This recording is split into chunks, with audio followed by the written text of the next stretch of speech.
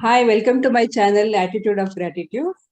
Today we have Ms. Jaya Kumar with us, who is a founder and managing director of Kalparuksha, which is unique recruitment firm. She has passion for recruitment. Ms. Jaya aimed at successfully fulfilling the wishes of mid-sized organization by acquiring talent at a leadership level. She is featured in the CEO magazine and recognized as 20 best HR service providers in 2021 May edition of CEO magazine.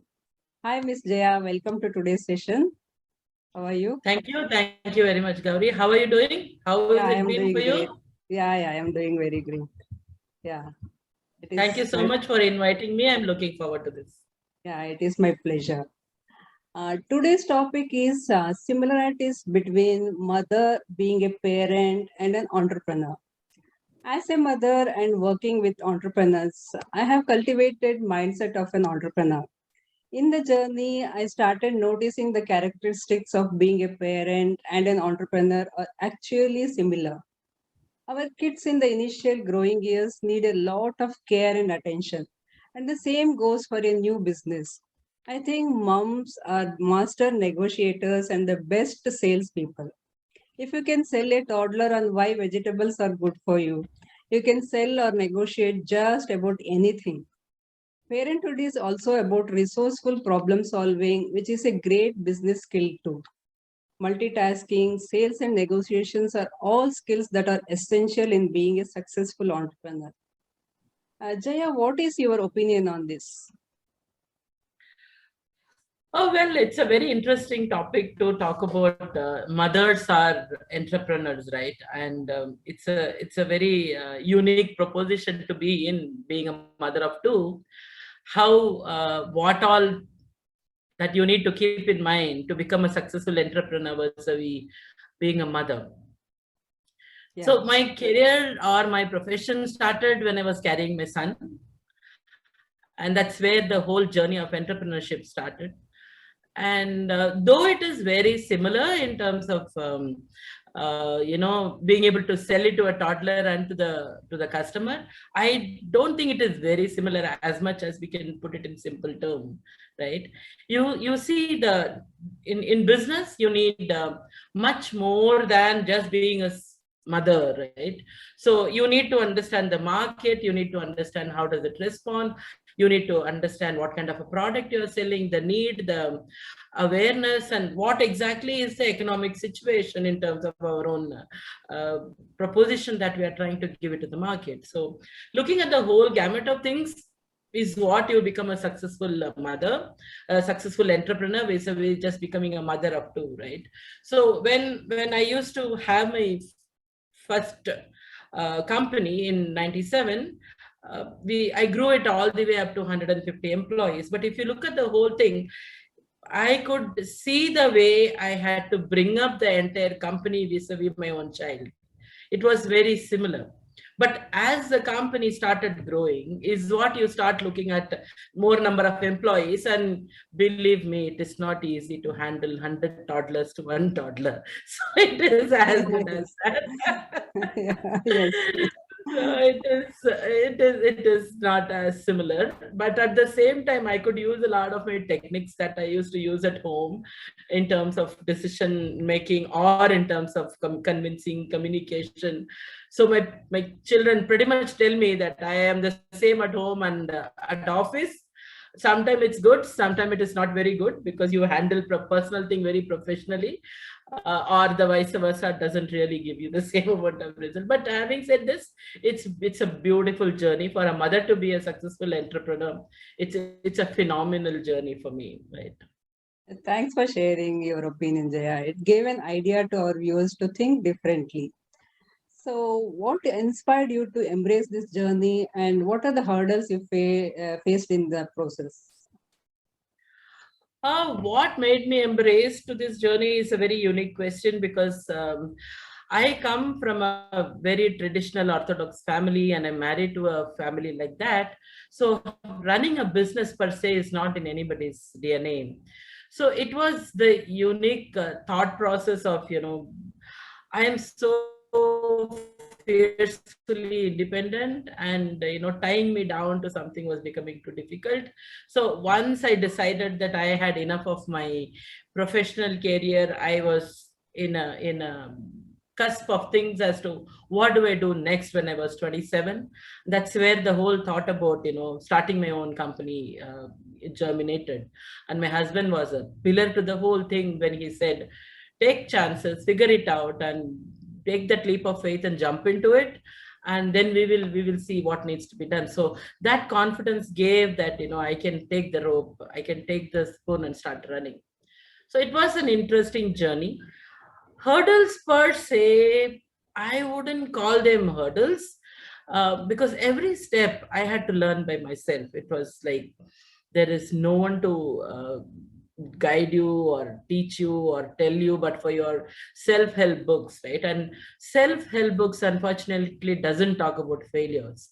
They only talk about successful entrepreneurs, right? So they don't tell you how do you handle your emotions when you fail. How do you deal with those circumstances of deal with employees, all the product, or how do we innovate? I don't know. Many times when I read the people's autobiography, they're all because they are successful. Can you imagine somebody writing a failed entrepreneur's autobiography? The answer is no. So what happens in the whole journey is you need to learn by yourself. So how do you take your each step? How do you take your decision? How do you go through the process of the whole building a company, figuring out, scaling? How do you identify customers? How do you say no to a customer? Simple thing like that, right? As a conservative Indian family, you don't have a habit of saying no. You want to say yes to everything. So that requires a lot of guts, whether it is product or customer or candidate or anything. You have no habit of saying no, right? So you're right from that, you need to build it and you need to make it successful. So hurdle per se, I would say that, it is more is the limitation of my own learning or a person's learning by itself. How much can you learn and how much can you take the right decision at the right time is what is the whole journey is all about. If you slip anywhere in the middle, that's your learning and that's your hurdle as much. So I consider every hurdle to be an opportunity and build on top of it. That's a school of thought I belong to. So that's what kept me going all the time.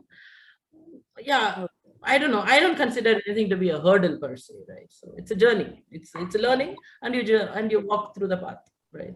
Yeah, it is very interesting to know your journey and your perception. So towards the hurdle. So can you share what is your approach towards handling personal and professional challenges? This is something which more or less I think every mother will go through, right? You always have to identify what is your priority. Yes. You want to take your family as your priority or you want to take your company as your priority. Most of the women entrepreneurs don't make it big because they invariably swing towards their family and identify that as a priority, right? I wouldn't call it as a wrong approach, but we need to decide what is it that you are going to get out of that particular decision. At the end of the day, your success depends on the decisions you take. And if you end up taking the decision that at that point of time, your family is more important vis-a-vis your company, then there is no use regretting later that, I wish I had done this better or I wish I had prioritized this better. So you have to accept the outcome of those decisions and live your life and make peace with it. So in the whole scheme of things, I feel that women are very good in balancing. If you give them a chance, they know how to prioritize. If you give them a liberty to take decision, they know how to prioritize their personal, professional, and emotional and spiritual well-being. You just have to give them that liberty, right? And they know how to identify when to do what. Normally, what happens is these decisions are very intermingled or interdependent on the family members, and invariably women have that habit of wearing the hat of homemaker than a professional identity, right? So when you end up wearing homemaker hat more often, you end up not becoming successful consistently in a professional life. So we need to break that barrier, and at the same time, you need to know how do you balance it. I believe in balancing, right? You have only 24 hours a day, and everyone has only that much time a day. So how do you make sure that you identify what is more important, what is your priority, how do you manage your time, and how to deliver to your own personal prioritizing decision making? That is what I would consider it, right? So it's possible, provided you understand, or one tries to understand that, this is how I'm going to balance it, right? We Yes, need to yes. accept the outcomes. Yeah. Yes, I totally agree with you, Jaya. Because I had a question since long, like mothers are all the capabilities of being an entrepreneur. Why they hesitate to act on their strengths? So that we need to decide that what we need in our life and priorities. That made us clear from your. But why they don't decide based on their strength has a lot to do with their upcoming, the way they've been brought up, the way they've been conditioned to think. Invariably, even now, I am sure it is true with, I don't know about how you deal with those in your personal life. Even now, I see people in my own references that they identify, even they coach their own children between the two boys and girls. The girls are always taught to take care of family, right? Invariably. And boys are left loose. So if you look at the whole scheme of things, that is how we've been conditioned throughout. You need to give priority to home. So when you create that tag in their mind, as they grow older and older, their priority changes, and they end up deciding that I have to take somebody else's approval to do what I'm supposed to do. So the moment you start looking for validation and you don't get it, you think, oh, okay, maybe that's not my cup of tea. I might as well look at something which is my forte, kind of a thing. So that is why they don't take that leap of faith and then, get into an entrepreneurship mode, right? If you just step down and say, I don't need anybody's validation, I am going to do what I feel is right, the entire scenario changes in front of your eyes, and girls will become more confident and self-esteem goes up. So many things happen the moment you stop looking for validation, right? That's the reason why they don't become entrepreneur. Give so much clarity, like for our viewers, like why they are not being an entrepreneur, having all the strengths, they are not taking their steps to move forward. In fact, I would like to give you a story here. I had hired a couple of housewives, because I always thought once you are done with your priorities in terms of your family life, children are grown older, and you have the whole day with you, and you have so much of capability, you know how to identify a problem before even it enters your house, right? It's the same thing in business. You'll be able to smell when the problem is coming. You'll be able to communicate to people in a very matured and clarifying manner. You'll be able to assess their outcome and emotions. Those things are very important for us in our business, in recruitment or human resources. So I hired 3-4 people in that background, and it so happened that within a month or two they quit, right? The reason being, husbands are not comfortable women becoming surprisingly outstandingly successful. So the very path that, the moment they step out and start creating their identity, I don't know how much it is true, but that is my assumption based on what I hired. They're not very comfortable that women became though they keep talking about it, but they're not very comfortable women become making their own identity.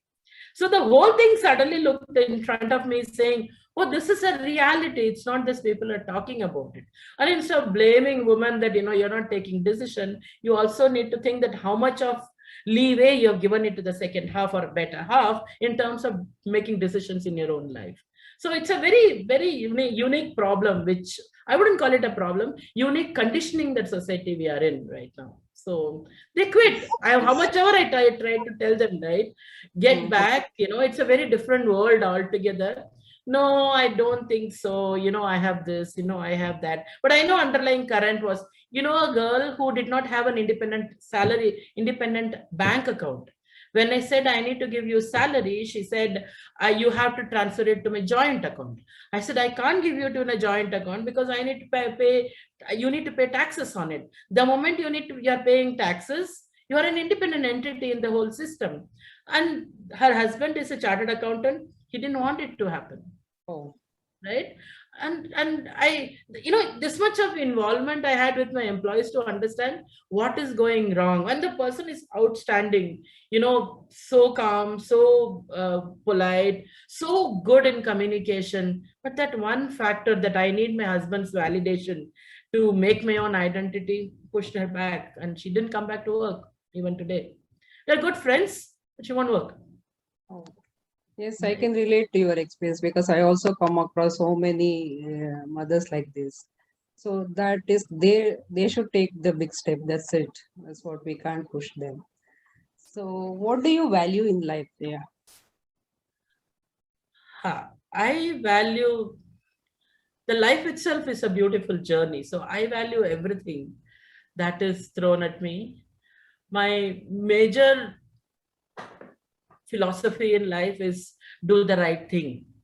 And when you do the right thing, you don't have to look back. You don't have to keep regretting. You don't have to keep worrying whether you did the right thing or not. There is no past records of your memory that you need to carry.